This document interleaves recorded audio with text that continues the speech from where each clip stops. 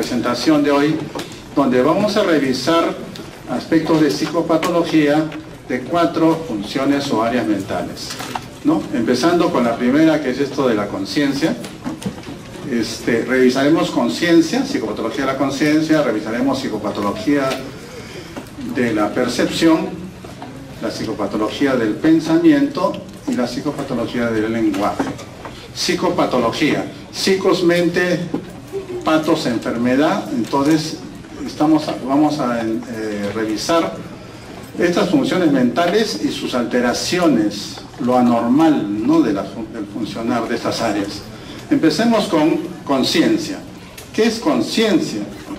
Ahí está, ¿no? Entonces, lo primero que vamos a tratar de situarnos es conceptual, definir de qué estamos hablando. ¿Qué es la conciencia?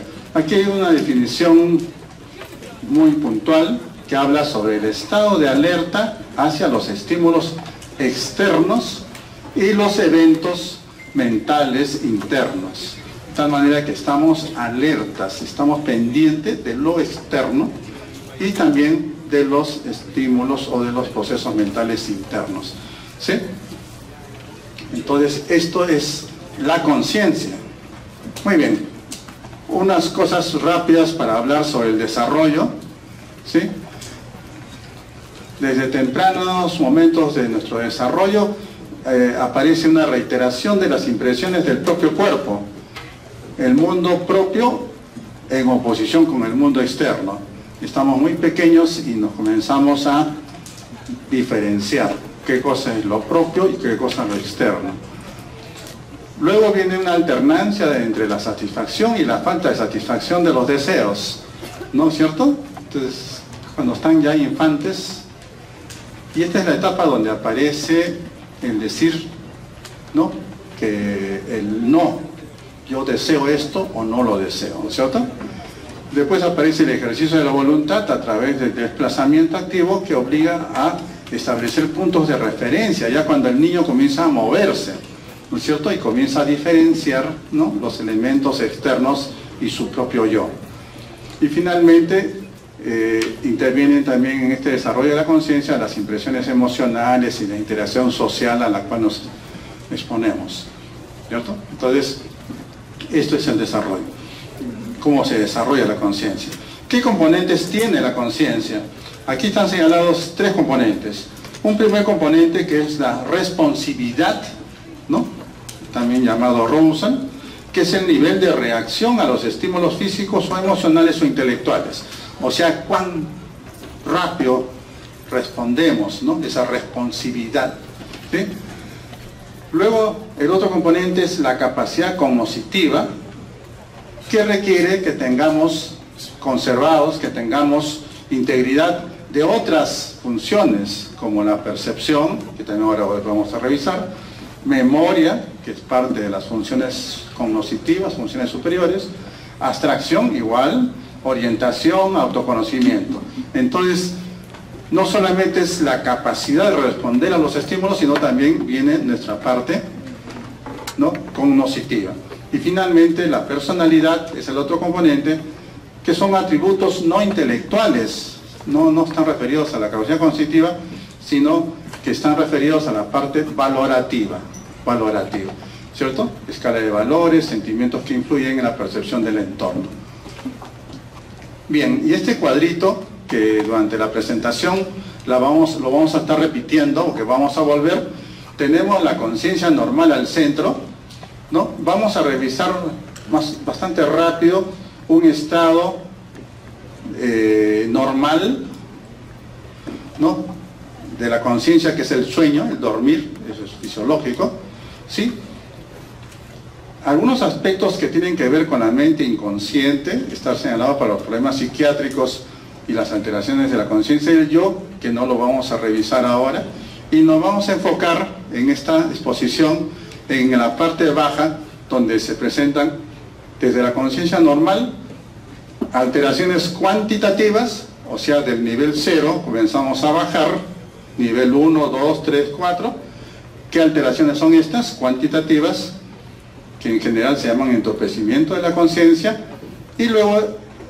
revisaremos las alteraciones de la calidad de la conciencia, alteraciones predominantemente cualitativas que se denominan anublamiento de la conciencia. ¿Ok? Entonces, ahora, abajo está puesto desórdenes orgánicos, ¿no? Enfermedad cerebral. ¿Por qué? Porque esto también en la mañana lo estaba comentando con los chicos de la práctica, que cuando uno hace la historia clínica y hace el examen mental, si encuentras tú que los hallazgos predominantes están en las áreas cognitivas que incluyen la conciencia, probablemente estés frente a un trastorno orgánico mental, orgánico cerebral, ¿no? Entonces, por eso que está puesto ahí. Pero ahora lo vamos a ir revisando cuando revisemos cada alteración de la conciencia. Entonces le decía que lo primero que vamos a revisar rápidamente son alteraciones de la conciencia no patológicas. Entonces ahí están puestos algunos estados donde se afecta la conciencia, pero es fisiológico, es normal. Por ejemplo, el cansancio físico, ¿sí? La transición de la vigilia al sueño cuando estamos entrando a dormir, ¿no? Como, a ver, este año a diferencia de otros años no están tanto.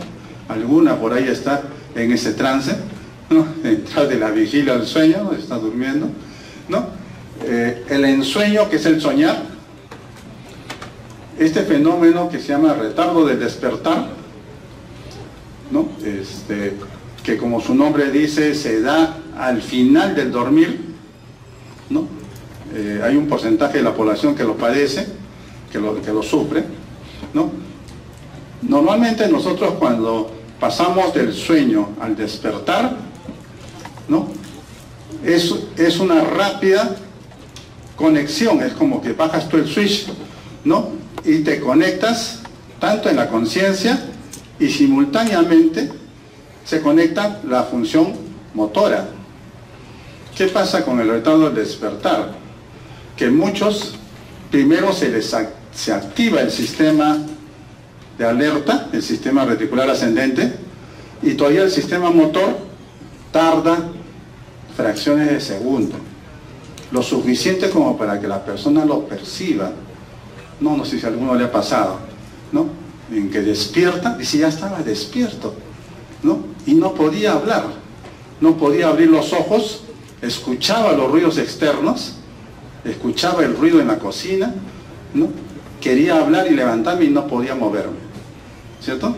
Entonces, ese es el retardo del despertar, por esa descoordinación que hay en estos dos sistemas. Finalmente, un par de fenómenos que son parte de la psicopatología dura cuando hablemos de trastornos de la percepción, que es el hecho de tener percepciones falsas, irreales, ¿cierto? Percibir sin tener estímulo, que son las alucinaciones. Pero en este caso, estas alucinaciones que se presentan en el momento que uno ingresa al sueño, cuando estás despierto y te estás quedando dormido, ¿no? O cuando se presentan saliendo del sueño al despertar.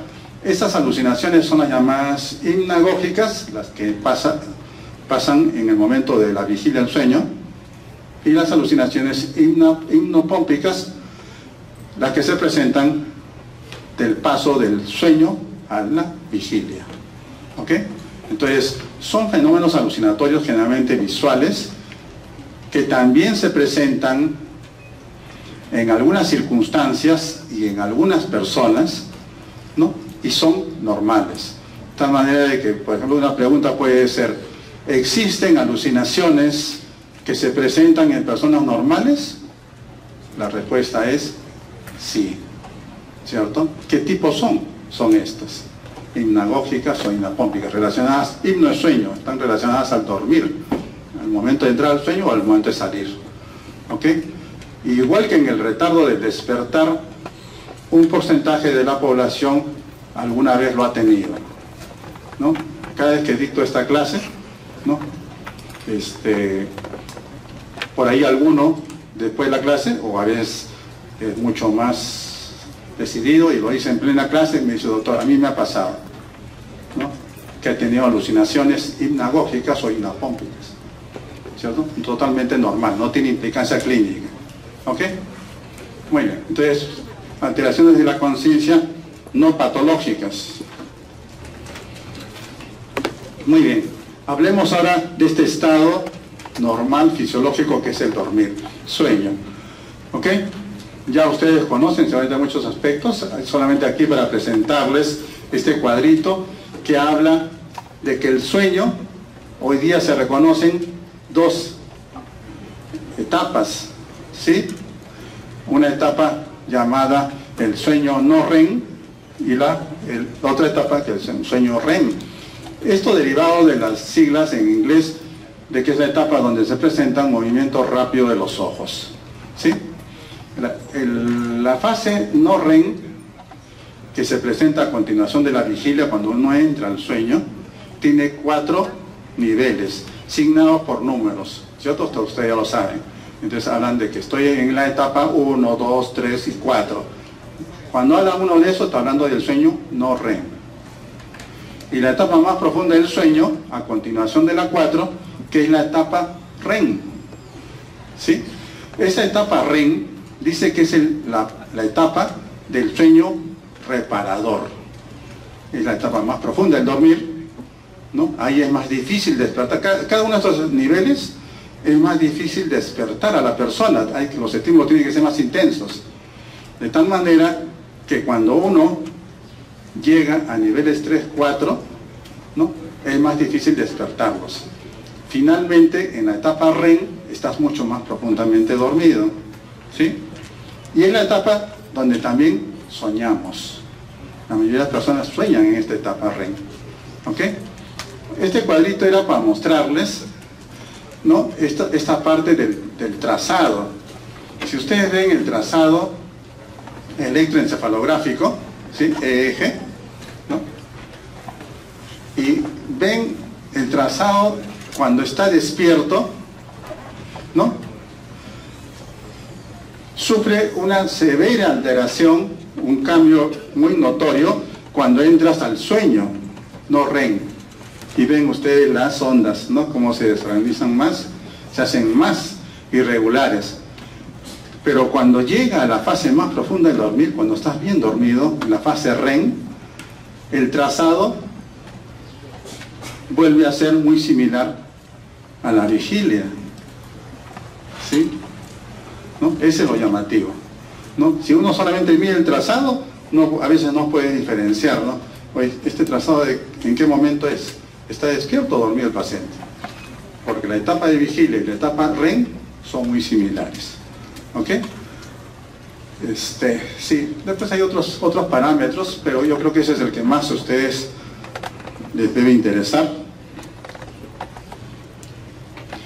Muy bien. Algunos rasgos del dormir, que todos, qué rico, ¿no? Dormir. Cuando llegan a los 70 años, cuando se jubilan, nos jubilan, ¿no? Dicen que una persona ha dormido 27 años de su vida y que soñó entre 6 a 7 años, sumando todos los momentos. Recuerden que la arquitectura del sueño es fase no REM, con esas 4 etapas, pero una tras otra, 1, 2, 3, 4, REM, y después regresas a fases 4, 3, y puedes volver a entrar otra vez al sueño REM, bajando otra vez, ¿no es cierto? Durante la noche dice que tenemos varios periodos REM, entonces todos soñamos. ¿Cuál es la diferencia? En que algunos se acuerdan y otros no, ¿cierto? Hay personas que van a decir, oye, nada, duermo, caigo y quedo descerebrado, como dice mi cuñado, ¿no? A la mañana siguiente despierto y he dormido profundo, seco, no he soñado, no sueño nada, dice nada. Posiblemente esta persona sí esté soñando, ¿no? Y varias veces durante la noche, ¿ok? Lo que le decía, 3/4 partes de esas personas que son despertadas en la fase REM están soñando, ¿sí? Mientras que solamente un 9% en la fase no REM lo están. Cada ciclo del sueño dura 90 minutos aproximadamente, y entonces tenemos cada ciclo, se repiten 4 a 6 veces por noche. De tal manera que has entrado, por lo menos a 4 a 6 veces, has estado soñando en la fase REM, ¿sí? Entonces, simplemente no nos acordamos. ¿Sí? Dicen que el sueño y la fase REM disminuyen con la edad, ¿no? Sí, pues eso también se ve, ¿no? Personas que ya envejecen, incluso cambian sus horarios del sueño, se despiertan muy temprano, ¿no? Pero es interesante que ustedes recuerden que cualquier cambio que ustedes comprometan la arquitectura que tienen en su dormir, puede hacer evidente esto de las etapas del sueño y del dormir, del soñar.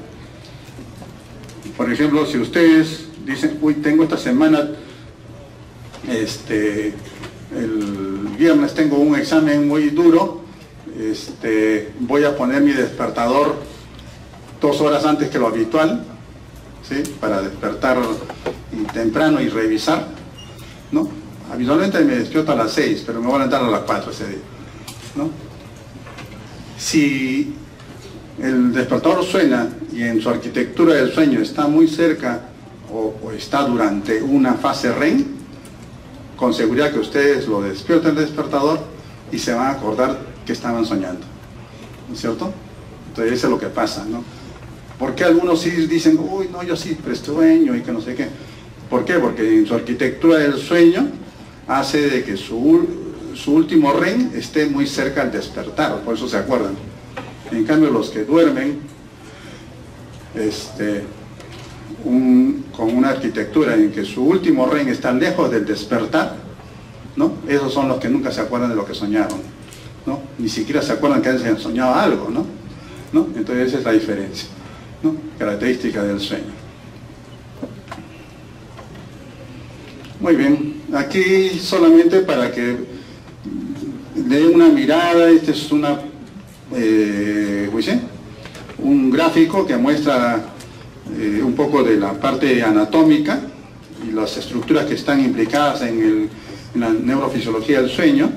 Y lo interesante de todo esto, y que deben de ustedes de recordar, es de que hay un centro nervioso muy interesante e importante, que es el llamado locus coeruleus. Este locus coeruleus está relacionado con el alerta y con el dormir, ¿sí? Y también está implicado cuando hagamos, yo no voy a hacer este año esta clase, la neurobiología de los trastornos de ansiedad. Un trastorno de ansiedad es básicamente una hiperactivación del sistema de alerta, este sistema reticular activador ascendente, que funciona con el neurotransmisor norepinefrina, o sea, es un sistema adrenérgico, ¿sí?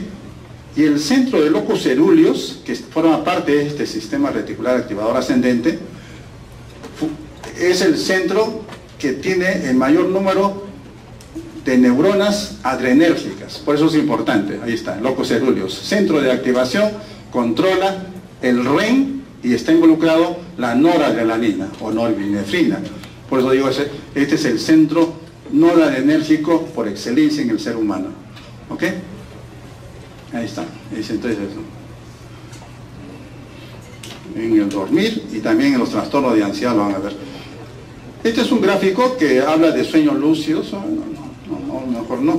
¿Cómo se presentarían las alucinaciones sinagógicas o inapómpicas? A mí nunca me ha pasado, así que no puedo dar fe que sea así. Pero dice que asusta mucho a los que lo hayan pasado, no sé si alguno quiera expresar eso, ¿no?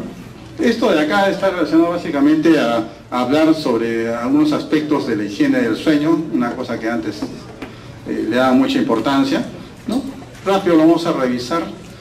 Está relacionado básicamente a medidas no farmacológicas, pues, ¿no? Cuando alguien tiene problemas del sueño, lo primero que deben hacer, oye, revisa cómo duermes, ¿no? Y corrige algunos aspectos, ¿no? Entonces, por ejemplo, dice condicionamiento del sueño, usa la cama solamente para dormir, pues, ¿no? No como algunos que hacen de todo en su cama. En su cama estudian, ven televisión, comen, y varias cosas más, ¿no es cierto? Entonces, no, úsala solamente para dormir. Ir a la cama cuando se tiene sueño, levantarse si se despierta por más de 10 minutos, ¿no? Y volver a ella cuando de verdad tenga sueño, ¿no? Son condicionamientos para dormir. Otros aspectos ambientales también, ¿no? Que en algunas personas es más necesaria que en otras, ¿no? ¿No? Algunos somos guerreros, ¿no? Dormimos en cualquier lado y en cualquier condición, ¿cierto? Pero otros necesitan tener baja iluminación, tener adecuada temperatura.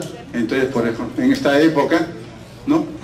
Si algunos tienen esos problemas, no tienen aire acondicionado en casa, en la habitación, no tienen buena ventilación, el calor los despierta, ¿cierto? En el verano. No me he dejado dormir, no dormió bien anoche por el calor, ¿no? Entonces poner una adecuada temperatura, baja iluminación, nivel de ruido familiar y aceptable, ¿no? Algunos dormimos hasta con una orquesta al costado, no pasa nada, ¿no? Y que la cama sea confortable, y más que confortable, que sea la tuya, ¿no? Porque algunos los cambian, eso les va a pasar cuando ya comiencen algunos a ser internados, ¿no? Y tengan que dormir en otro lecho que no sea el suyo, ¿no? Entonces algunos no pueden dormir bien, ¿no? Entonces, hacer ejercicio también dice que es una buena medida, pero regularmente. Y en algunas personas se recomienda que no lo hagan inmediatamente antes de irse a dormir, ¿no? Por ejemplo, ahora que está muy de moda, los chicos estos, fitness, las chicas fitness, que les gusta ir al gimnasio después de las actividades, después de las clases, ¿no? Cierran el gimnasio, se van a las 9, 10 de la noche hasta las 11, 12, y cierran el gimnasio, se van a su casa y después no pueden dormir fácilmente, ¿no? ¿Por qué? Porque también entra la activación de ese sistema reticular activador ascendente, ¿ya? Entonces está muy alertado, muy alerta, entonces te va el sueño. Y lo que decían las abuelitas, ¿no? No sé si las suyas, pero la mía decía, ¿no? Tomar tu alimento caliente de fácil digestión, toma tu vasito de leche tibiecita, que te va a ayudar a dormir, decía la abuelita, ¿no? Entonces, medidas generales, bueno, sí. Muy bien, volvemos al cuadrito, como le dije, ¿sí? Ahora, ¿hacia dónde nos lleva? Nos lleva hacia perturbaciones de la conciencia, forma de estudiarlo. Un aspecto que se debe estudiar en la semiología de las alteraciones de la conciencia es interrogarlo sobre orientación, ¿sí? Entonces, para esto debe estar intactos percepción, memoria, atención, inteligencia, además de la conciencia, ¿no? Es habitual que le preguntemos a nuestros pacientes, ¿no? ¿Quién es? ¿Con quién está? ¿Con quién ha llegado a la consulta? ¿No? Para ver si está bien orientado en persona. Preguntarle qué día estamos, qué hora es del día, ¿no? Para saber si está bien orientado en tiempo, ¿no? Y preguntarle sobre el lugar donde se encuentra, ¿no? Para ver si está orientado en espacio. ¿Ok? De estas tres, dicen que la más sensible, la que más fácilmente uno se puede desorientar, es la orientación en el tiempo, ¿cierto? Entonces a veces estamos muy atareados, cansados, terminamos una semana muy dura y a veces no sabemos ni qué día estamos, ¿cierto? Momentáneamente, ¿no? Es la más sensible. Pero la que tiene más importancia, la más significativa, es cuando se presenta desorientación en el espacio. Eso sí no pasa habitualmente, ¿ya? Entonces, si a alguien le encuentran que se desorienta en espacio, no saben en qué lugar está, ¿no? Alerten, ¿no? Algo está pasando con esta persona. Muy bien, entonces volvemos ¿se acuerdan del cuadrito? A la parte baja, el lado, mirando la pantalla al lado izquierdo nuestro.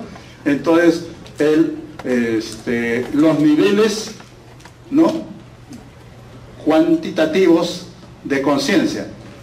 Partiendo del nivel 0, que es la conciencia normal, entonces el paciente está alerta, está despierto, alerta, lúcido, ¿sí?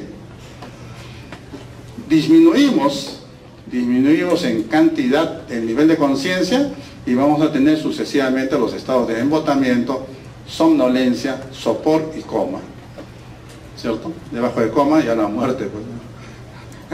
¿Ok? Entonces va disminuyendo. Vamos a revisar cada uno de estos niveles, qué caracteriza a cada uno para poderlos reconocer en nuestros pacientes. El embotamiento es el nivel más inicial de disminución del nivel de conciencia, disminución cuantitativa, ¿ya? Es la forma más leve, el campo de la conciencia se encuentra sin foco, hay dificultad en mantener la atención, ¿sí? Generalmente la persona está despierta y en algunos casos puede estar excitable, ¿ok? ¿Sí?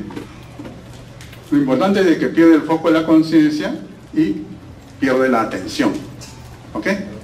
Embotamiento, como algunos están en este momento, como algunos están normalmente, bueno, postprandial y con el calor, entonces uno está así. Todavía está despierto, pero está entrando al sueño, ¿cierto?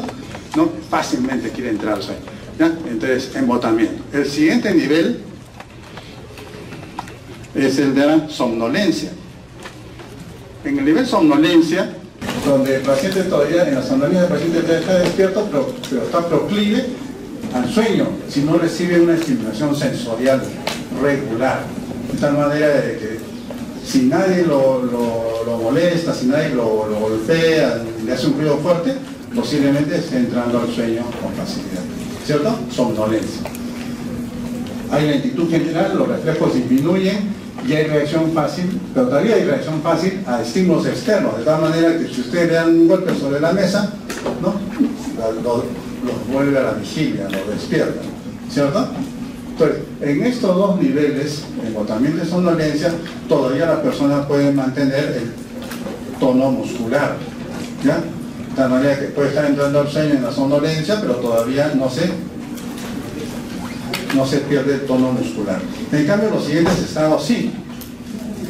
El siguiente es el sopor, ahí está el dibujito, ya el paciente ya está horizontal, ¿sí? Y con los ojos cerrados. Generalmente el paciente está inconsciente, puede ser despertado, pero con estímulos muy fuertes, generalmente de tipo doloroso, ¿no?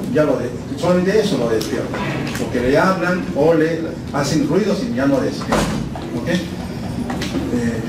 Generalmente no hay respuestas verbales, o sea, el paciente no responde verbalmente, todavía en la somnolencia todavía puede hacerlo, ¿no? Y los reflejos están muy disminuidos y la respiración se hace lenta. Cuando hablamos de este nivel de sopor, generalmente ya estamos hablando de que hay un compromiso del encéfalo, para que se dé. ¿En qué niveles se ve esto? Por ejemplo, una persona que ha tomado una sobredosis de sedantes, llega a la emergencia en sopor, ¿no? Entonces, tiene que hacer estímulos dolorosos para que lo despierte un poquito y se vuelve a dormirse, ¿no? O, no sé si a alguno de ustedes les gusta el fin de semana beber hasta morir, ¿no? Que se quedan dormidos. ¿Han visto algunos que se quedan dormidos en la calle con la vereda de almohada? Eso lo patean, lo mueves, nada. Está en sopor por alcohol, ¿no? Entonces, esas son condiciones para que ustedes recuerden, ¿ok? Entonces, sopor. Y el siguiente nivel es el coma, donde el paciente, nuevamente está el dibujo, está ya horizontal, profundamente inconsciente. Los niveles pueden estar determinados por estos hallazgos, ¿no?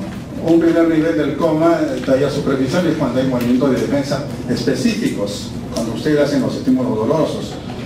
El siguiente nivel, los movimientos de defensa se hacen específicos, no hay en el siguiente nivel ya no hay reacción, pero sí todavía hay reflejos. En el siguiente nivel más profundo, talla de coma, ya no hay reacción, pocos reflejos, pero aún respira.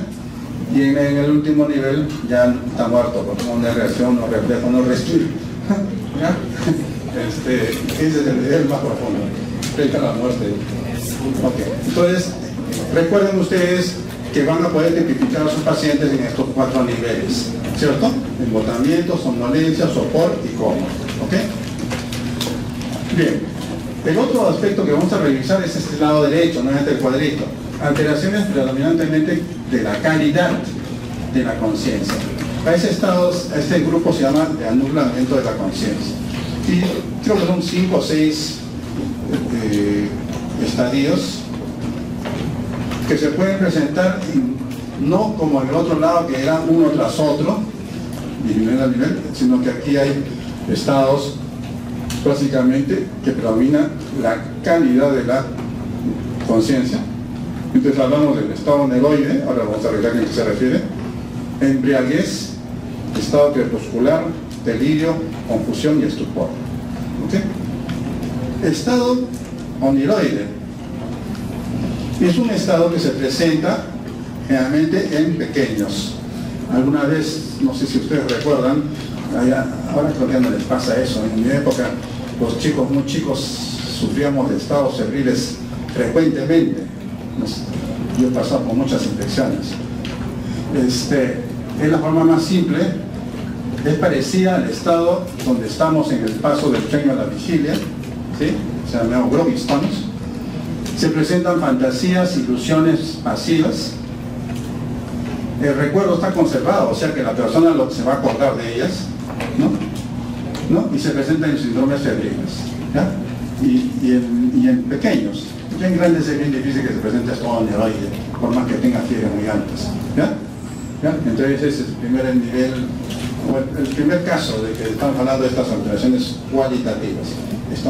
Embriaguez, aquí esto sí es conocido para un buen número, ¿no? Una forma de la embriaguez alcohólica, otras formas de embriaguez también puede haber, ¿no? Medicamentosas, ¿ya? En ese caso hay un mínimo entorpecimiento, ¿sí? ¿No? Está algo entorpecido, es mínimo. Hay exaltación del ánimo, ¿no? Si no, tómense unos cuantos traguitos y ven cómo se ponen, ¿no? La mayoría se desinhibe, se pone más bailarín, más conversador, que es más mudo, se vuelve el loro, ¿no? Hay pérdida de la autocrítica, ¿sí? ¿Cierto? Por eso digo, recuerden que el estado de embriaguez alcohólica y es esto, ¿no? Puede llegar a la agitación, algunos, ¿no? Se ponen bravos cuando están muy embriagados, ¿no? Y luego de este estado, al rato, oye, ¿dónde está el fastidioso ese? Está sentado por allá, ¿no? Ahí, ¿no? ¿Cierto? Entonces el ánimo decae. Sí, díganme. Bueno, una consulta con respecto a los terrores nocturnos, o sea, por ejemplo, que se dan en los niños, ¿podría considerar también una alteración cualitativa de la conciencia o es otro fenómeno?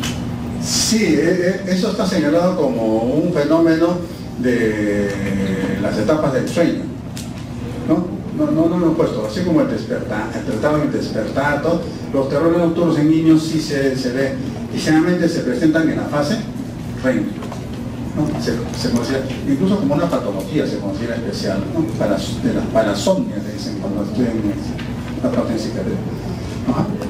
Muy bien, entonces este estado de embriaguez, ¿cierto? Un estado patológico, pero de la calidad de la conciencia, ¿cierto?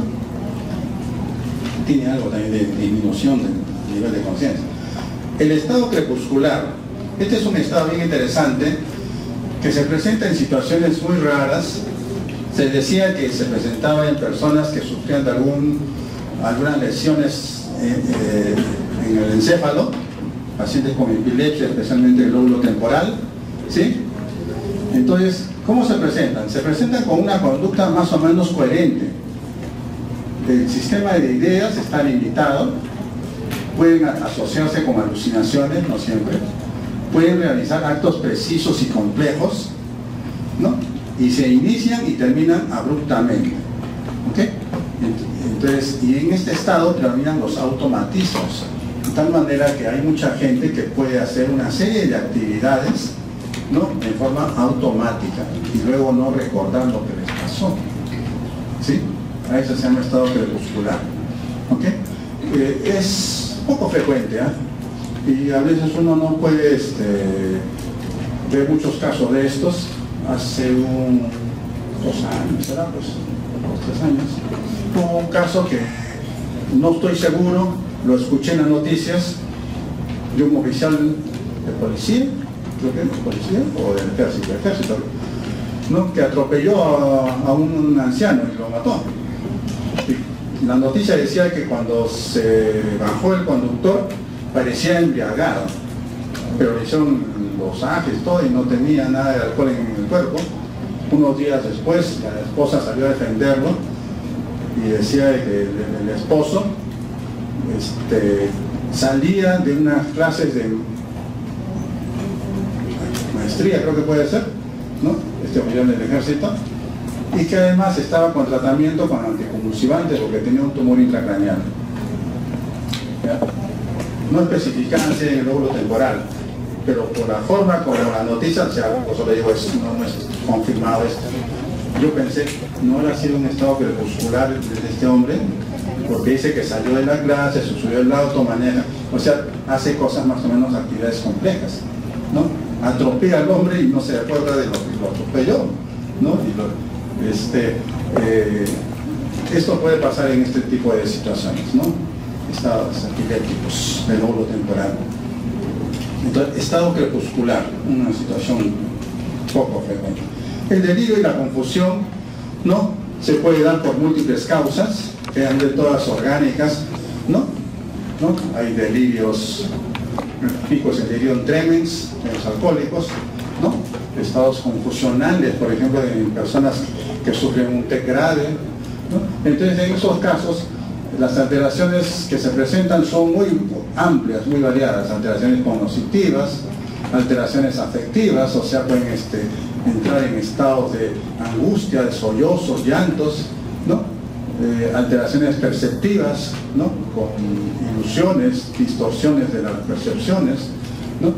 Participación angustiante del sujeto, delirio ocupacional, dicen algunos, o el delirio tremens en otros, ¿cierto?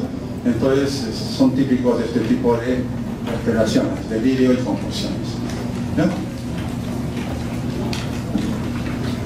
Muy bien, entonces, como algunos que hablan pues del delirio antes de morir, ¿no? Ahí. El estado de estupor es un estado bien interesante, que se compromete la conciencia, pero también hay compromiso en otras funciones mentales, de tal manera de que cuando uno habla de estupor, lo va a revisar en conciencia, lo va a revisar en psicopatología de la psicomotricidad, ¿no? ¿Por qué? Porque se comprometen también la parte psicomotora. Estos pacientes, así como el dibujito más o menos grafica el asunto, están despiertos, ¿sí? ¿Sí? Están despiertos, pero se quedan sin hablar, o sea, hay mutismo, y se quedan sin movimiento, o sea, se quedan aquinéticos. Es como los encantados del Chavo, ¿no? O como se quedan en posiciones a veces inverosímiles, ¿no? Está en estupor, ¿ya? Tú lo miras y está con los ojos abiertos, oye, este está despierto, y no responde a los estímulos ambientales, ¿no? Los quieres asustar, los quieres mover y no lo hacen, ¿no es cierto? Entonces hay ausencia de funciones relacionales, ¿no es cierto? Lo que decía, hay mutismo y aquinesia, o sea, mudos y estáticos, aparece como si estuviese despierto y o alerta, generalmente se presentan en alteraciones neurológicas y en psiquiatría en algunas circunstancias como la esquizofrenia, pero la forma catatónica, en que se quedan estáticos, ¿no? O en los estados afectivos, por ejemplo, el deprimido profundo, en el deprimido profundo se va poco a poco inhibiendo la actividad psicomotora, se hace más lento. Y llega un momento en que se queda inmóvil, ¿cierto? Entonces dice uno está en un estupor depresivo. En el otro extremo también puede pasar, ¿no? Estupor maníaco, ¿ya? O en la histeria, ¿no? Que hoy día, este nombre ya no se usa mucho, hoy día se llaman trastornos disociativos. Pues de cuando en cuando, hace mucho tiempo que ya no escucho esto, pero de cuando en cuando hay noticias donde dicen chicas de la escuela tal, por jugar a la ouija, quedaron poseídas, creo, ¿no? Y con los ojos volteados, así estáticas, se los llevan al hospital, ¿no? En mutismo y en aquinesia. Es un estado de estupor histérico, ¿ya? O estupor disociativo, también se quiere, ¿no? Entonces, tanto algunos trastornos psiquiátricos como los trastornos neurológicos pueden presentarse con estupor. La característica de estos casos, como lo vuelvo a repetir, son tres. El paciente está despierto, parece que está alerta, pero está mutista y está sin movimiento, está inmóvil, aquinésico. ¿Ok? Listo. Psicopatología de la percepción. En esta función, ustedes deben recordar que se inicia, ¿no? Porque esto, ¿qué cosa es percepción? ¿Qué piensan ustedes? ¿No? ¿Qué es percibir? Interpretar los sentidos. Entonces algunos dirán, bueno, es la captación, el recoger información, ¿no?, del medio a través de órganos especializados, órganos sensoriales especializados, ¿no? Tenemos hasta el momento reconocidos 5, ¿cierto?, que todos estamos usando en este momento. Supongo que la mayoría está usando percepción visual y auditiva. Usted está usando ojos y oídos, ¿sí? Pero tenemos ahí tacto, gusto y olfato, ¿ya? Entonces, pero no es solamente la receptación del estímulo sensorial, sino que además estos son llevados por vías especializadas nerviosas hasta centros de integración cerebral. Y aquí le agregamos nosotros el tono, el color. ¿Qué cosa le agregamos? Le agregamos nuestra parte emocional, le agregamos nuestros conocimientos previos, ¿sí? De tal manera que si yo les digo, ¿ven ustedes esto? ¿Sí? Todo lo ven. La parte sensorial es de que mi visión captó un objeto rectangular de color negro, de otras características, ¿sí?, ¿no?, de mediano tamaño, tanto por tanto.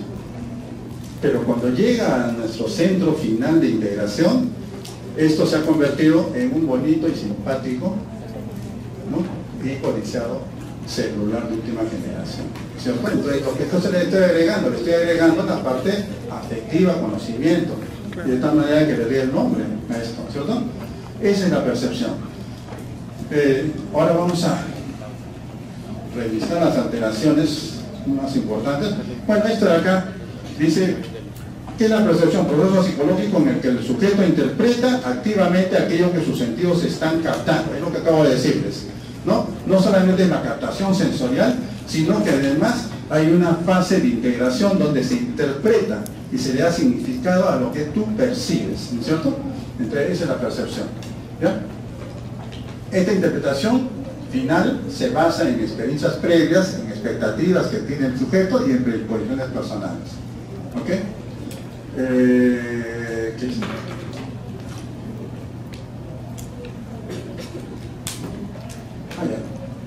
Dice, la aprehensión de la realidad a través de los sentidos es un proceso sensocognitivo. ¿Se acuerdan? Que les acabo de explicar. La primera parte sensorial netamente, después le agregamos una parte cognitiva, ¿sí? Pues es un proceso sensocognitivo en que las cosas se hacen manifiestas como tales en un acto de experiencia personal, ¿ya? Experiencia personal. Ok. Hay 3 procesos, lo mismo que acabo de decir. Recepción de la información. Esto se hace con nuestros sensores, los órganos sensoriales. Representación de la información, cómo agrupamos los distintos trozos de información para determinar lo que representan. Eso ya se da a nivel de los centros de integración, ¿no? Y finalmente, la comprensión de esta información y cómo lo combinamos, ¿no? Cómo combinamos esta representación con nuestro conocimiento previo para que resulte comprensible, ¿no? Todo eso hemos hecho en la percepción, ¿okay? Entonces la percepción supone el registro, captación, el reconocimiento de la realidad física a través de la organización de estas sensaciones, ¿no? Entonces, para decir esto es, ¿qué cosa es la percepción? ¿Okay? Entonces, vamos a revisar algunas alteraciones. Antes que avance, voy a acabo de recordar, toda esta presentación, ¿no?, está basada en un texto de psiquiatría, así se llama, Psiquiatría Secas, el título, para que lo puedan buscar y revisar. El autor es Honorio Delgado, ¿sí? Entonces, el libro está dividido en 2 partes. La primera parte habla sobre psicopatología y cada capítulo es una psicopatología de una función. Psicopatología de la conciencia, psicopatología del pensamiento, psicopatología de la percepción. Uno de los capítulos más simpáticos es percepción. ¿Ya? Eso lo pueden usar ahora para la revisión, ese es puntualmente. Lo edita la editorial de la Universidad Cayetano Heredia y no es muy costoso, ¿no? Así que lo pueden conseguir fácilmente, ¿ya? Periódicamente lo están sacando. Ese es el libro que sustrato de toda esta presentación que ahora estoy tratando de poner. ¿Ya? Entonces vamos a revisar las siguientes alteraciones. Aquí no vamos a poner alteraciones cuantitativas, sino vamos a revisar estos grupos. La primera parte tiene que ver con la capacidad del conocimiento, del conocer, del saber qué cosa es lo que ustedes perciben, ¿no es cierto? Y esa es la gnosia, ¿ya? Por ejemplo, esto es el celular, ¿no? ¿Esto qué cosa es? Entonces, me va a decir un celular, y algunos hasta la marca me dicen, ¿no es cierto? Entonces, ¿eso por qué? Por el conocimiento. Cuando falta esto, se llama agnosia, ¿cierto? Ahí es lo primero que vamos a revisar. Y el trastorno complementario, que ahora les voy a explicar, ¿no? Es la llamada convicción corporal sin sensación. ¿Qué es eso? Ahora se los explico. Después vamos a revisar también alteraciones de algunas de las cualidades que tiene la percepción. Entonces se puede alterar la intensidad de la percepción, se puede alterar alguna cualidad específica, como por ejemplo en algunas percepciones visuales el color, por ejemplo, ¿no? Tamaño, forma, ¿sí? ¿Ya? Y vamos a revisar asociaciones anormales de la sensación. Después, extrañeza de lo percibido es una alteración bien interesante que se puede dar en diversos estadios, diversas patologías, enfermedades, ¿no? En la cual también en personas normales, bajo ciertas circunstancias, ¿no? Extrañeza de lo percibido. La persona percibe la realidad extraña, diferente, no habitual, ¿no es cierto? Nosotros tenemos un sentido de habitualidad, de familiaridad con lo que nuestra experiencia nos da, ¿no es cierto? Entonces, por ejemplo, este salón, ¿no? Entonces, para mí es extraño, la primera vez que he venido, pero cuando regrese va a decir, yo lo conozco, ¿cierto? Y es reconocible para mí, igual que para ustedes, ¿ok? El sujeto que tiene extrañeza de lo percibido percibe la realidad extraña, diferente. Y uno le pregunta, oye, ¿qué cosa es diferente? No sé, le dice. Está lo mismo, las mismas luces, el mismo equipo, ¿no? Las mismas carpetas, pero parece distinto, es extraño. A eso se llama extrañeza de lo percibido. Tiene dos formas. Cuando se percibe extraño el entorno, se dice desrealización. Y cuando se percibe extraño a sí mismo, que también pasa, se llama despersonalización. ¿Ya? Despersonalización y desrealización. Extrañeza es lo percibido en sentido amplio. Luego finalmente vamos a hablar sobre pseudopercepciones, que es la parte más importante de los trastornos psicopatológicos de la percepción. Pseudo es falso, o sea, percepciones falsas, ¿ya? Y revisaremos algunas particulares peculiares para que ustedes les quede claro. Entonces, hablamos lo primero. Entonces dijimos agnosia, ya creo que se lo mencioné, ¿no? La agnosia es la integración de las sensaciones, ¿no? En la agnosia no se produce tal integración, de tal manera que el sujeto conserva la actitud para distinguir lo sensible, pero no acierta con significado. De tal manera que yo le muestro, oye, ¿ves esto? ¿Qué cosa es? ¿No? Es rectangular, ¿no? Es negro. ¿Y qué es? ¿No? Incluso hasta puede decirte, sirve para comunicarse, pero no acierta con el significado. No puede decir es un teléfono celular, ¿no? Entonces ese es lo que pasa en agnosia. Se mantiene lo sensible, pero no puede integrar el significado, ¿ya? En la alteración se puede decir complementaria, ¿no? Que se llama convicción corporal sin sensación. No se imaginan cuánto tiempo me costó cuando estaba haciendo la residencia de aprender ese convicción corporal sin sensación, hasta que después lo integré. Se dice que normalmente nosotros, en base a nuestra experiencia, tenemos un esquema de lo que nos rodea, ¿sí? Aun cuando no lo percibamos. Por ejemplo, yo sé que detrás mío está el ecran y está la proyección, porque ya lo he visto, ¿cierto? En este momento yo no lo puedo percibir, no lo puedo ver, pero sé que está ahí, ¿sí? Por la experiencia. En esta anormalidad, el sujeto presenta la convicción de que hay una percepción sin que exista, ¿no?, esta sensación. ¿Cómo es el asunto?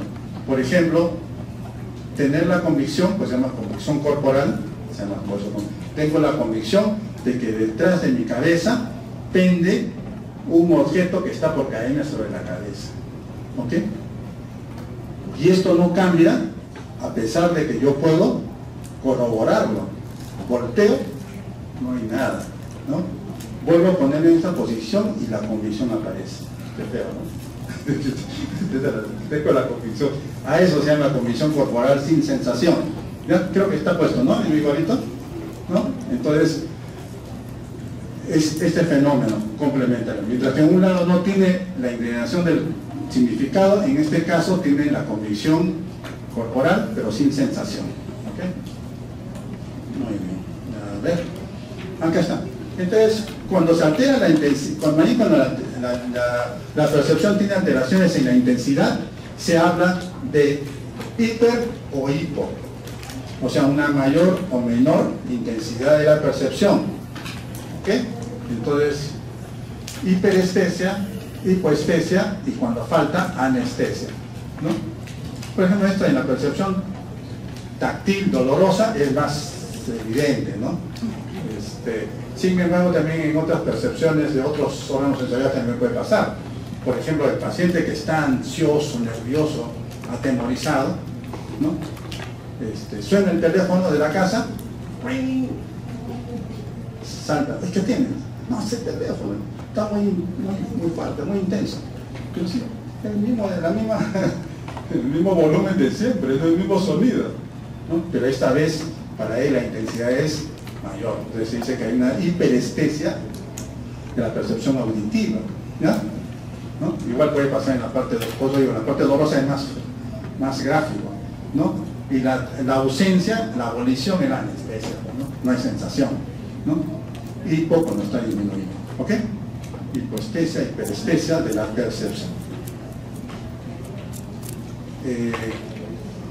A veces la percepción es dominada por alguna cualidad, ¿no?, que tiñe todo, ¿no? Por ejemplo, en la percepción visual, ¿no? Aquí está señalado esto, ¿no? Algunas personas ven todo en tono amarillo, o sea, la sensación, pues sí, la cuestión sensorial es la misma. Veo todos los objetos, veo todas formas y tamaños, pero todo está de un solo color, ¿no? Teñido todo, ¿no? Todo en azul, como pitufos.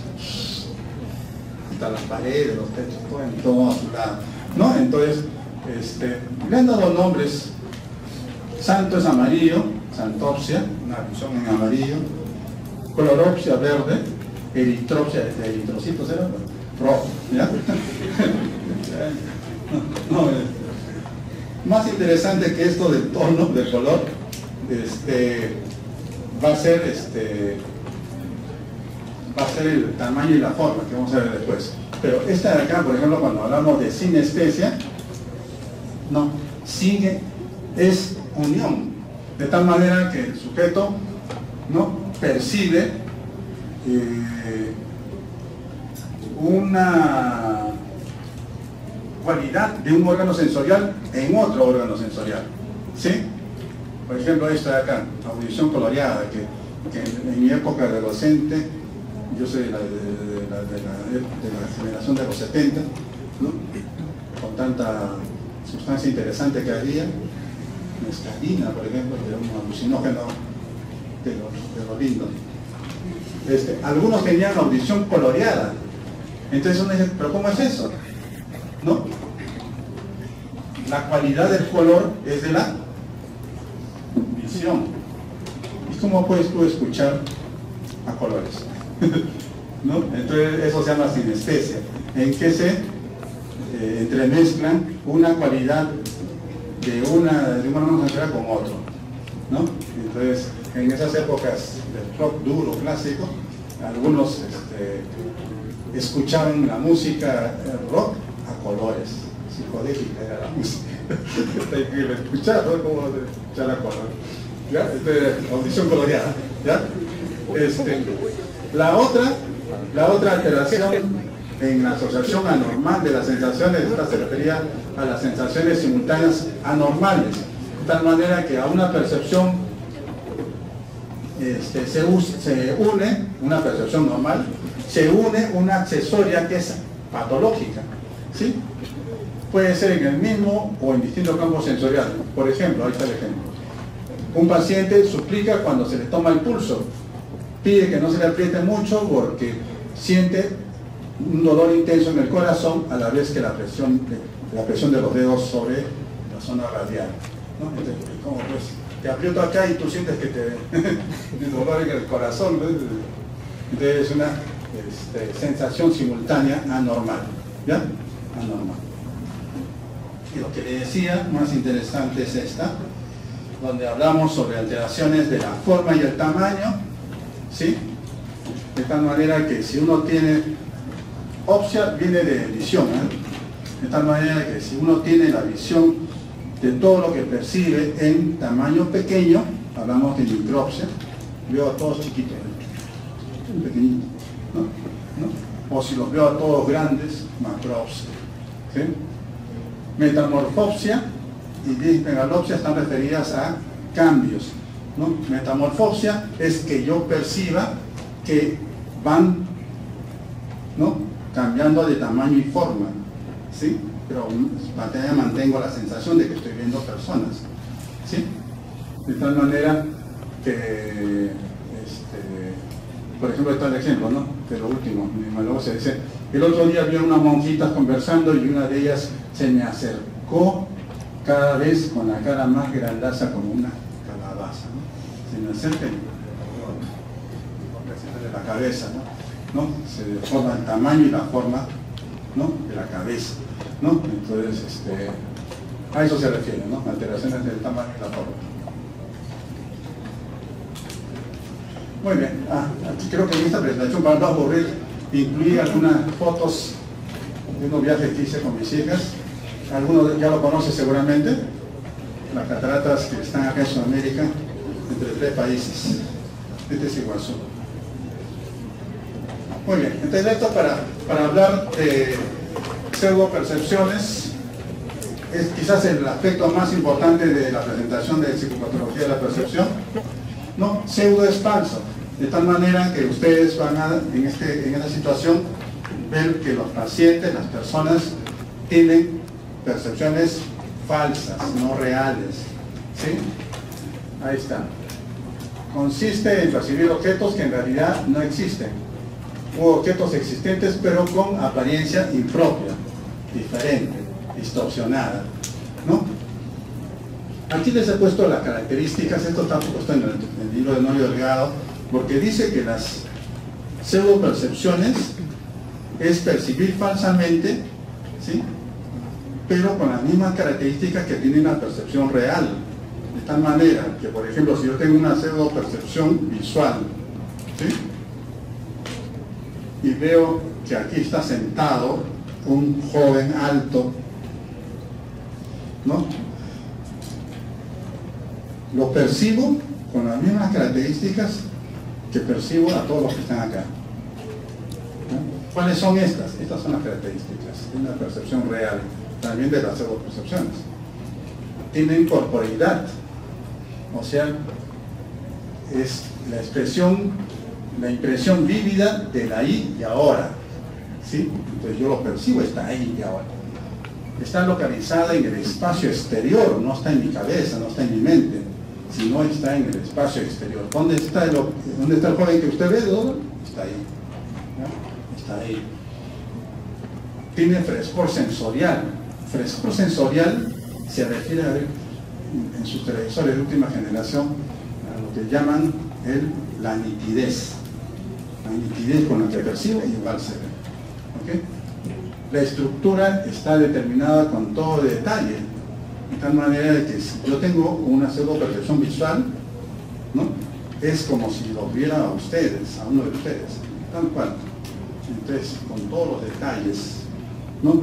Inamovibles, ¿no? Con esa nitidez. Tiene constancia en la forma, de tal manera de que mantiene la constancia, ¿sí? No se hace nebulosa, no se distorsiona, no, tal cual. Y finalmente es independiente de la voluntad, ¿no? De tal manera que si, por ejemplo, a ustedes yo les digo, miren, a los que me están viendo, sin cerrar los ojos, sin mover su cabecita, ya no me vean. ¿Se puede? No se puede, ¿no es cierto? Es independiente de la voluntad, la percepción real. Y entonces la persona que tiene pseudo percepciones tiene la misma característica. No puede usar la voluntad. Por eso es que se amargan cuando los enfermos que tienen este tipo de fenómenos, cuando le dicen, oh, no hagan caso, pero me están hablando, me están insultando. No le hagan caso, le dice la familia. ¿Cómo no le voy a hacer caso si está ahí gritando, ¿no? al oído, ¿no? Y se percibe por los sonidos sensoriales, ¿eh? No es que crean ellos que están hablando, están escuchando. Si ven un fenómeno pseudo-perceptivo, lo están viendo por los órganos sensoriales, visuales, ¿ya? Muy bien, entonces esas son las características. Ahora vamos a ver. Hay dos tipos de pseudo-percepciones, que son, o bien es una alucinación, o es una ilusión. Ambas son percepciones falsas, ¿sí? ¿Cuál es cuál? En la alucinación, la persona, el sujeto, percibe falsamente sin que exista objeto perceptual, dice Honorio Delgado. ¿Qué cosa es el objeto perceptual? Es el estímulo. Por ejemplo, si yo les digo, ¿no? Qué bonito está mi monito, lo ven acá sentadito en este banco, ¿no? Lindo, ¿no? Está bonito mi monito. Esto es una alucinación. ¿Por qué? Porque no existe objeto perceptual, no existe estímulo y aparece la percepción falsa. Diferente que si si yo le digo, ¿ven ustedes qué lindo está mi monito? ¿Sí? En este caso es una ilusión. Se percibe falsamente, ¿no es cierto? Porque no es tal cual la realidad. Pero existe estímulo, existe objeto perceptual, pero no distorsión. ¿Ok? ¿Ya? Entonces esa es la diferencia. En ambos casos son pseudo percepciones, pero en la alucinación se producen sin estímulo y en la ilusión existe el estímulo, pero se percibe distinto de lo real. ¿Ok? Muy bien, ahí está, es lo que acabo de decir. ¿Ya? Alucinación, fenómeno de percibir objetos con todas las características de la sensación, esa que revisamos, en ausencia del estímulo sensorial. Honorio Delgado le llama objeto perceptual, en ausencia del objeto perceptual. ¿Ok? Entonces, proyectó en la realidad de imágenes irreales con atributos propios de los objetos sensibles, o sea, lo que hemos dicho, tienen una característica. En cambio, la ilusión es la percepción de un objeto distinto del real que lo provoca. Por ejemplo, tomar por un hombre el bulto de un arbusto, ¿cierto? Entonces, de esto podemos deducir que a veces podemos tener fenómenos ilusorios transitorios en algunas circunstancias, ¿no? No siempre es patológico, no siempre es sinónimo de enfermedad, ¿cierto? Ilusión. A veces momentáneamente nos puede pasar, ¿no es cierto? Si ustedes regresan el fin de semana, en la madrugada, después de haberse vacilado rico, tomado como un cosaco, y muy cansados y con sueño, y le dicen a su amigo, déjame en la esquina de mi casa, porque ya yo llego por lo que es caleta en mi casa caminando, ¿no? Se está acercando a su casa y de pronto se sobresalta y ve así. Me parece ver a un hombre agazapado ahí en la puerta de su casa, creo que hay alguien que lo quiere asaltar. Vuelve a mirar otra vez, como mirar el arbolito que han podado esta mañana, que está en el jardín de la entrada, ¿cierto? Entonces ha sido una ilusión transitoria, ¿ya? Entonces, en los enfermos mentales, estos fenómenos ilusorios y alucinatorios son persistentes, duraderos, ¿ya? Duraderos, no como en este caso normal, ¿no es cierto? Entonces, este no es un enfermo mental, puede estar cansado, sazonado y con sueño, ¿no? Entonces, le pasó, ¿ok? Entonces, ahora sí pueden ustedes diferenciar estos dos tipos de pseudopercepciones, ¿sí? Algunos fenómenos peculiares. Esta sería una forma de ilusión, ¿no es cierto? Se llama paraidolia, donde uno tiene la percepción visual de determinadas imágenes, ¿sí?, estáticas, a veces móviles, parece que se movieran, desplazando lo real a un segundo plano, pero el sujeto tiene la evidencia, ¿no?, la conciencia de que carecen de realidad. Algunas veces nos pasa, ¿no es cierto? Y los más jóvenes más todavía, que algunos somos más fantasiosos, ¿no? Por ejemplo, te quedas mirando la nube y ves la cara de, no sé si es un oso, un lobo, no sé. ¿Ya? Parece, ¿no es cierto? ¿Ya? Entonces, eso se llama pareidolia, una forma especial de ilusión, ¿ya? Porque existe estímulo, pues, sino que ves otra cosa. Pero tiene la conciencia de que no está, lo que pasa son segundo plano, ¿no? Por eso que no es una ilusión per se. Muy bien. Después, en el sentido, revisaremos algunas anormalidades de la percepción propia de cada sentido. Por ejemplo, en la vista, algunos describen estas imágenes eidéticas, que son fenómenos que el sujeto los produce a voluntad, ¿sí?, fijando la atención en lo que se acaba de ver, ¿no? Algunos tienen esa capacidad, ¿no?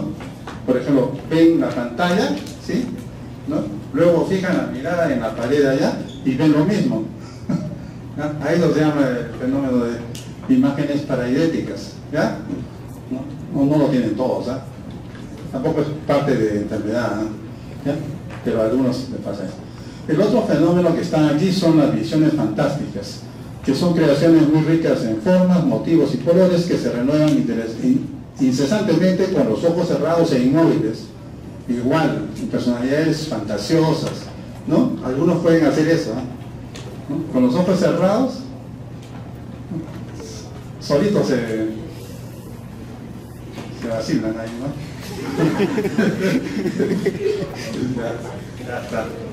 Visiones fantásticas. Ya, no, aquí sí son bien patológicas, ¿eh? Esto sí es propio de los enfermos mentales, ¿ya? La presencia de alucinaciones. La alucinación es una percepción falsa sin estímulo. Pueden ser o pueden comprometer cualquier órgano sensorial. Las más frecuentes son las que se presentan en la audición. Entonces, de tal manera de que las alucinaciones auditivas son las más frecuentes en general, ¿eh?, en todas las patologías, ¿eh? ¿Ya? Después están las visuales, ¿no? Más raras son las táctiles y extremadamente raras olfatorias y gustativas, ¿ya?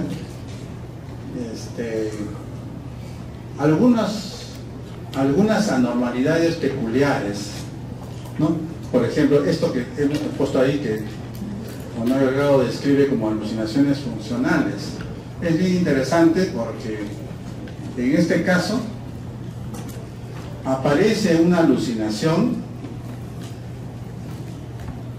adyacente junto con una percepción real, ¿sí?, sin confundirla, porque si la confunde sería una ilusión, ¿ya? Entonces el sujeto tiene la percepción de lo real, pero adosado aparece una alucinación. ¿Y por qué se dice funcional? Porque aparece cada vez que la percepción real está y desaparece cuando ésta se va. Por ejemplo, este caso dice es un sifilítico, no sé qué, cuando escuchaba caer el agua de la ducha, ¿no? O del caño y sacan, ¿no? Yo tengo un caso más interesante de una paciente, una mujer que había trabajado años en el oficio más antiguo del mundo, nadie se había enterado, hasta que un día vino a la consulta, se estaba duchando y escuchó que unas voces que provenían de la ventanita, hay unas ventanitas pequeñas en los baños, ¿no?, en las casas, ¿no?, que decía, oye, mira, ahí está la negra, Tomás. Sí, es la que trabajaba en el... Sí, es la misma, ahora se hace la santa. Y así, escuchar la conversación de su pasado, ¿no? Se asusta, cierra la ducha para poder... ¿ya? ¿De dónde vienen las voces, no? Al no encontrarlas, vuelve a terminar de quitarse el jabón. Abre la ducha y las voces reaparecen. Por eso es funcional. ¿Ya? Las voces reaparecen. Manuel Delgado, en su texto de psiquiatría, creo que describe el caso de un paciente que cuando prendía el motor sonaba, no se transformaba el sonido del motor en una voz, sino que al mismo tiempo aparecían voces dialogantes. Apagaba el motor y la voz se iba. Por eso se llama funcional, porque aparece junto con la percepción real mientras esta está presente y desaparece cuando esta desaparece. ¿Ok? Muy bien, funcional. Alucinaciones verbales, o también llamadas auditivo-verbales. ¿Sí? Estas son las más comunes. Y más típicamente, aunque no hay nada típico ni patognomónico en las enfermedades, pero es muy frecuente que en los esquizofrénicos aparezcan alucinaciones complejas, ¿no? Porque las alucinaciones pueden ser desde muy simples hasta muy complejas. Por ejemplo, en la parte auditiva, ¿qué cosa es algo simple? Una alucinación auditiva simple. Por ejemplo, un sonido, ruido, un fonema, ¿no? Un paciente mío con depresión escuchaba, acá no se puede hacer nada, no sé nada, ¿no? Escuchaba que arrastraban los pies, ¿no? Está todo caído. ¿Qué pasa? Escucho que ya vienen. ¿Qué cosa escuchan? Le decía yo. Y me contaba que escuchaba que arrastraban los pies, ¿no? Así, sí. Se acerca. ¿Y quién es? Le digo, la muerte, ¿no? Entonces es una alucinación simple, porque es un ruido, ¿ya? Que el enfermo lo interpreta, ¿no? Mientras más complejo, es más anormal. En los esquizofrénicos lo que escucha son voces dialogantes, o sea, voces que hablan, más de una voz, dos o más, que hablan entre ellas, o se llaman dialogantes. No le hablan al paciente.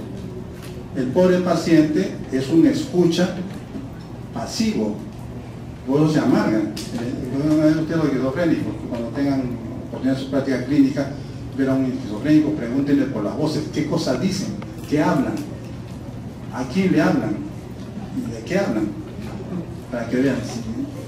Un enfermo me decía, doctor, lo que más me molesta de estos desgraciados, ¿no? Aparte de que hablen de mi honor, que digan que soy un maricón, ¿verdad qué? Que no me hacen caso, hablan entre ellos, deciden de mí, ¿no? Y cuando yo les quiero contestar, ni caso me hacen, ¿no? ¿Por qué? Porque son voces dialogantes y el sujeto se queda como un escucha pasivo, ¿ya? Entonces, voces dialogantes que insultan y son más complejas. Otras veces las voces pueden ser comandatorias, que ordenan, eso son muy peligrosas. Cuando se presentan en los pacientes, ¿no? Pónganse alertas, porque esos enfermos tienen alto riesgo suicida u homicida. Si hay unas voces que lo ordenan directamente, que le dicen debes morir, eres un desgraciado, no tienes salvación, te espera el infierno, mátate. Ese se puede suicidar, ¿no? O alguno que escucha un mensaje que le dice hay que eliminar a todos los blanquitos, desgraciados, hay que matarlos. puede ser riesgo de homicida, ¿no? ¿Cuántos blanquitos hay acá? Pues algo que esté pedo de mí. Pero eso es peligroso, ¿no? En este tipo de pacientes, voces comandatorias, ¿ya? Comandatorias, que le ordenan hacer acciones o cosas, ¿ya? Muy bien, entonces, voces que insultan también puede ser, voces dialogantes que insultan o que conversan de sus asuntos personales. Un tipo de voces que es muy agobiante para el enfermo son voces que comentan sobre sus actos. Entonces, imagínense ustedes tener permanentemente a alguien que está narrando sus acciones. Mira cómo habla, ya ves, está caminando. Ya te vas al baño, ya ves, ya está. También, desde acá, ¿qué hace esto? No te deja tranquilo, ¿no? Entre algunos pacientes pueden entrar también en algún riesgo porque tienes voces que están comentando sus actos persistentemente, constantemente, ¿no? Esa es parte de este tipo de alucinaciones auditivo-verbales. Muy bien, a ver, ¿qué otra cosa tenemos? En el sentido del gusto y el olfato, que son rarísimos, ¿no? Por ejemplo, un caso de anosmia psicógena, una mujer pierde el olfato después de casarse con un individuo que tiene bromhidrosis, ¿qué será? Lo recuperó luego de su separación, ¿no? Eso suena medio disociativo, medio histérico, ¿no?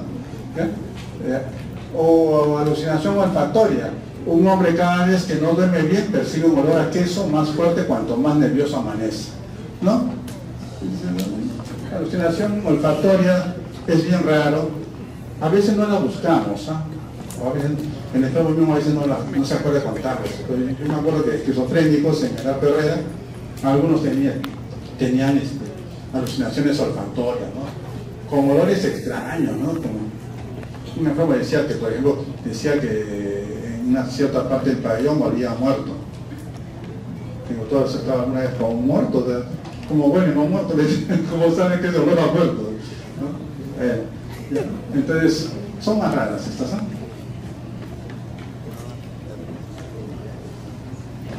Este de acá, las alucinaciones que están en la esfera de la sensibilidad general. Entonces hablamos, por ejemplo, de la senestesia, que es una alucinación interna del propio organismo, ¿no? Como por ejemplo, pacientes pueden sentir, esto es relativamente frecuente, sentir que le pasan electricidad por el cuerpo, porque sienten que le están introduciendo plomo hirviendo por sus tripas, cosas de tipo, ¿no? Porque algunos sentían que su sangre se recorría y le quemaba el recorrido de sus venas. En ese caso, uno deduce que esto es una alucinación porque no hay sensores para temperatura, para ardor en nuestros vasos sanguíneos, ¿no? Entonces no hay estímulo. Entonces no es una ilusión, sino una alucinación. Alteraciones de la percepción kinestésica que tienen que ver con impresiones de ligereza o pesadez de todo el cuerpo o parte del mismo, sensación que se ejecuta un movimiento o la impresión de que el suelo se mueve. Todo esto son de sensación kinestésica, ¿no? De movimiento, ¿no? Muy bien, listo. Aquí estamos en Buenos Aires, regresando de las cataratas, pasamos por Buenos Aires y fuimos a ver este mítico lugar que para algunos les gusta, a otros no. Feo en realidad. Yo no soy muy hincha. Muy bien. Psicopatología del pensamiento. ¿Alguna pregunta sobre esto? Alucinaciones, quiero que quede bien claro, ¿sí? ¿No? Es una parte vital cuando hagan ustedes el examen mental, cuando hagan sus prácticas, aparte de que lo estudien para el examen, ¿no? Entonces, si un paciente está en la sala de espera, ¿sí? Y escucha que en el pasillo están conversando, y las ves también, unas personas, ¿sí? que ríen, carcajadas, ¿no? Y les dice a ustedes, ¿ya ven cómo me molestan? Se están burlando de mí. Se están burlando de mí, ¿no? Son sinvergüenza, mira cómo se carcajean, ¿no? ¿Qué fenómeno están ustedes evidenciando? ¿Es esto una ilusión? ¿Es una alucinación? ¿O es otro fenómeno? A ver, ¿qué cosa? Una delusión. Una delusión, muy bien. ¿Por qué? Porque esto ya no abarca tanto la percepción, más bien el pensamiento. El pensamiento, lo que está interpretando lo que en realidad existe. Porque tú también has escuchado y has visto que hay personas que están ahí y se están carcajeando. Y entonces él piensa que se están burlando y se están riendo de él. Pero la percepción está conservada. Tú mismo también has podido percibir lo mismo, ¿no es cierto? Entonces, por eso es una alteración del pensamiento, ¿ya? Y esa es la delusión. Ahora que vamos a revisar en estas alteraciones del pensamiento, vamos a...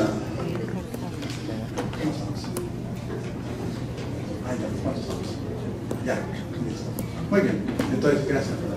5 minutos y nos despedimos.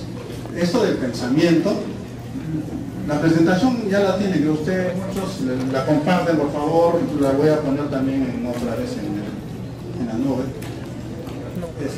Y van a ver ustedes que falta una parte que es lenguaje, que es más o menos complementaria. Pensamiento y lenguaje están muy asociados, ¿ya? Es lo que quiero decir. Pero a raíz del ejemplo, que muy bien su compañero nos ha aclarado, ¿no? La alteración del pensamiento más importante son las alteraciones del contenido del pensamiento. Y una de las más saltantes que deben recordar es la presencia de pensamientos, ideas o juicios falsos. Así como la alucinación es una percepción falsa, sin estímulo, el pensamiento falso y real, que no corresponde a la realidad, que el paciente cree con convicción y que se mantiene inalterable, es la delusión o delirio, ¿ya? Delusión para nosotros en español nos gusta más, aunque muchos textos hablan de delirio. Entonces vamos a pasar hasta que lleguemos a esto y con esto terminamos esta tardecita calurosa, ¿no? Entonces, ahí están, ¿ya? Entonces, las alteraciones del pensamiento, del contenido del pensamiento, donde hay presencia de pensamientos falsos y reales que el paciente cree con convicción y que no van a variar, se llaman delusiones o delirios, así como está ahí. Irreductible, inamovible. ¿Qué significa esto? De que a pesar de que tú lo pongas contra la realidad o uses la lógica que puedas utilizar, no la vas a variar. Por ejemplo, esto siempre lo cuento, no sé si no me he escuchado las referencias. Un enfermo esquizofrénico fue internado en la clínica donde yo estoy, ya conocido para mí, con una esquizofrenia paranoide. Cuando llegué a verlo a las horas, estaba en su habitación y me recibe cuchicheando. ¿Cómo está? Doctor, ¿qué tal? Oye, ¿qué te pasa? ¿Por qué hablas así? No, baje la voz. Nos están escuchando. Este enfermo tiene la convicción de que hay aparatos electrónicos de escucha en tomacorrientes y en interruptores de la habitación. Y entonces por eso me pide que cuchichee con él, porque lo están escuchando, ¿no? ¿Cómo lo confronto contra la realidad? Unos minutos después de estar conversando con él, veo pasar a un personal del mantenimiento. Lo llamo y le pido que abra el interruptor que estaba cerca de la puerta, ¿no? Saca su destornillador, abre todo, digo, saca todo, expon todo lo que esté. Y solamente habían cables y el aparatito. Y le digo, ya ve, no hay nada. Y el enfermo nos dice, ya ven, cuchicheando siempre. ¿Cómo se enteran de todo? Que sabían que usted venía y lo han sacado. Y remata su explicación y me dice, cuchicheando siempre, no siguen escuchando. Esa es una deducción. ¿Ya? Entonces, a mí no le da de entregar. Se dividen, o pueden dividirlo a ustedes si son sistemáticas, fragmentadas, múltiples, congruentes con el estado de ánimo, extrañas o comparativas o inducidas. O pueden darle un nombre, el nombre es delusión, y el apellido se lo pueden dar de acuerdo a la temática. Si él cree que es objeto de seguimiento, ustedes dicen, esta es una delusión de persecución. Si él cree que es objeto, ¿no?, de que le quieren dañar, matar, ustedes dicen es una delusión de daño, ¿ok? Si más bien él cree que es un personaje religioso, místico, Entonces dicen es una delusión mística o religiosa. Y así le van poniendo, ¿ya? Ahí están señalados todas ya la tarea para ustedes para que revisen cuál es el otomaníaco, también llamado el síndrome de Clerenbeau o la delusión de Clerenbeau, ¿no? ¿Cuándo es la delusión telotípica? Después, ¿qué más hay? No está acá, pero hay una bien interesante. Con esto termino, ¿ya? Termino los dos. Con esto termino. Listo. Hay un tipo de delusión que se presentó en un estudiante de medicina que estudió en Rusia. Hizo la enfermedad allá en Rusia y la regresaron. Cuando llegó acá a Lima, al día siguiente, el mismo día, no me acuerdo, se escapó de su casa y desapareció. 3 días después la encontraron caminando por una calle cerca del Callao. La cogieron, llamaron a la clínica, guardaron. Tratamiento, cuando mejoró un poco, me contaba, le digo, oye, ¿qué te pasó? ¿Por qué caminabas así? ¿Te escapaste de la casa? Entonces ella me decía, doctor, los rusos han creado todo esto, me decía. ¿Cómo que han creado todo esto? Nada de esto es real, me dice. Todo esto es como un ser montado, ¿no? Y las personas todas son rusas, incluidas mi mamá, mi papá, mis hermanos. Yo también, tu doctor. Usted también, me decía, ¿no? Un impostor. Entonces, esta es la delusión de los dobles idénticos. Dobles idénticos. También se conoce como la delusión del Cabrax. C-A-P-G-R-A-S. Cabrax o Cabras, en un francés, ¿no? Pero el enfermo cree que está rodeado de dobles idénticos. Esta estudiante de medicina no solamente creía que las personas eran falsas, ¿no? Sino también todo el ambiente. Era un set montado por los rusos. Ella se escapó buscando dónde terminaba, tratando de encontrar dónde terminaba el set. 3 días caminando, ¿no? Entonces, lo determinante es que ustedes se encuentren que presentan juicios o ideas, pensamientos falsos, reales. ¿Ok? Muy bien. ¿Preguntas? ¿Les respondo?